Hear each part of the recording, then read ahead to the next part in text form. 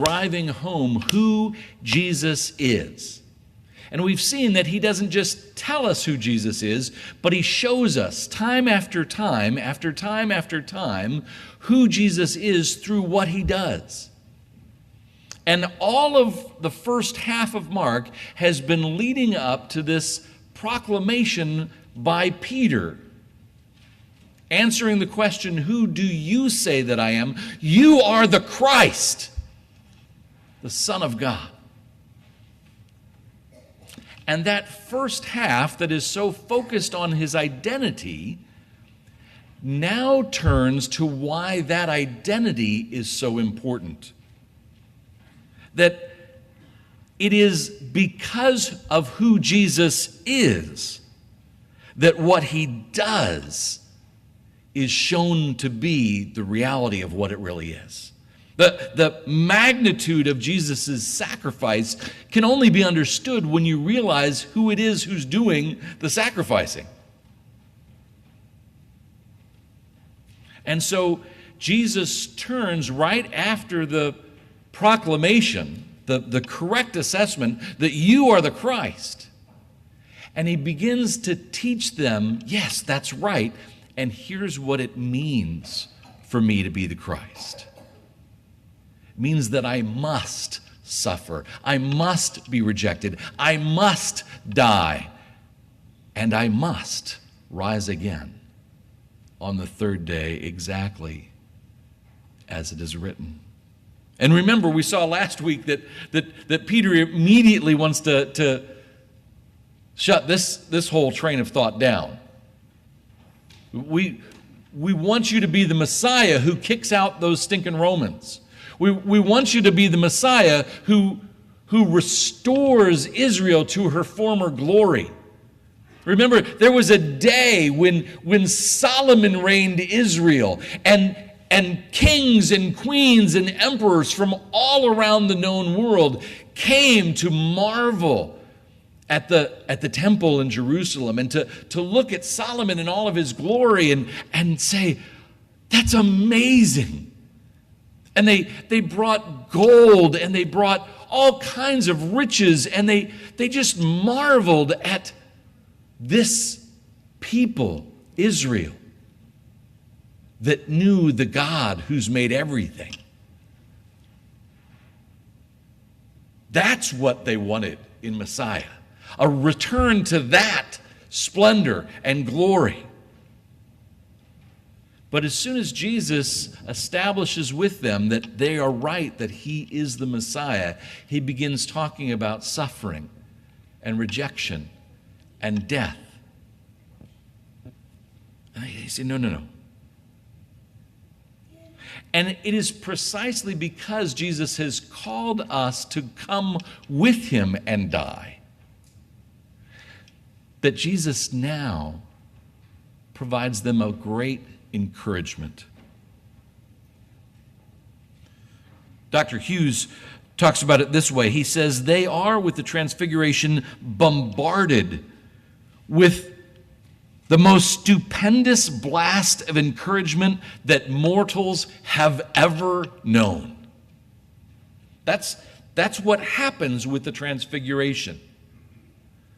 That all of the glory of Christ in who he is, in all of the glory that Christ knew with his Father before all worlds, the very glory of Christ himself as God shines forth. That there is this brightness to Jesus that he allows these three disciples to see, so that they might have a taste of the glory to come as they endure now the trials and the hardship, the suffering and death. If you're not coming to the adult Sunday school, you're really missing quite something. Sinclair Ferguson has just been opening 1 Peter and showing us the wonder. And I love, so often God does this, where he pairs exactly what he's queued up for the sermon to be prepared in the Sunday school. Not because we've planned it, but just because he in his sovereignty said, yeah, here, let me help you a little. And Sinclair Ferguson was talking this morning about the reality of who God is, that indicative, the statement of fact, as the basis then upon which his commands, his imperatives are grounded. What Jesus called his disciples to do, of come and die, come pick up our cross and follow him, that the ability for them to do that is based on the reality of what Jesus has done, and even more fundamentally, who Jesus is. It is because he's God that we can follow after him in the things to which he calls us.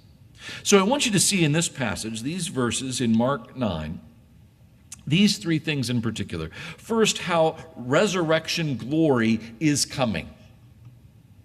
Second, how first there must be suffering and death before the glory. And third, the reminder that we must listen to God the Father's beloved Son. So let's look at each one of these in turn. First, the resurrection glory is coming. As we've said, he's defining what it means for him to be the Christ. And remember what we're called? If he's the Christ, we are what? Christians. Followers of Christ. And what that means is that where Christ is going, he is calling us to follow. And so he wants to remind us that at the end of where he's taking us is glory. And the reality is that we so often minimize this or neglect this. It's taking the splendor of all of the treasures of what is in Christ and shrinking it down to a little get out of hell free card. Right? I don't have to go to hell because Jesus saved me. And we take that and we tuck it into our wallets and say, okay, good, now I can do whatever I want because I'm covered.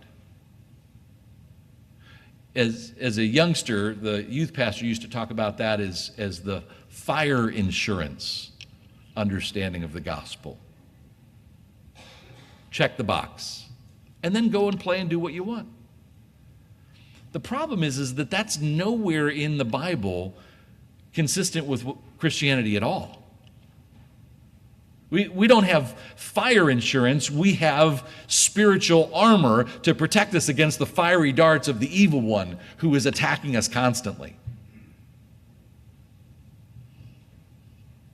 And so Jesus is wanting them to not only know that glory awaits them, but he wants them to taste it. It's been said that you can hear that honey is sweet all day long, but if you've never had honey on your tongue, you don't know the sweetness. It's something that you have to experience to truly know. And this is what Jesus does, is he's telling them about the glory that will come. But here he takes 3 of his disciples with him up on the mountain. Now, when you hear of someone going up on a mountain to meet with God in the Bible, that ought to sound familiar. That's echoing that we've got lots of people in the Bible that go up on the mountaintop to meet God. Moses, remember, went up onto Mount Sinai to meet there with God. And there the glory of God was so radiant that Moses' face shone so much that it terrified the people. That that going to the mountaintop to meet God is something that Mark is tying into. He doesn't need to describe this occurrence in this way. He does so to wave a flag at you and make you remember things like the passage we read in Exodus 33, when Moses goes up to the mountaintop and asks to see God's glory.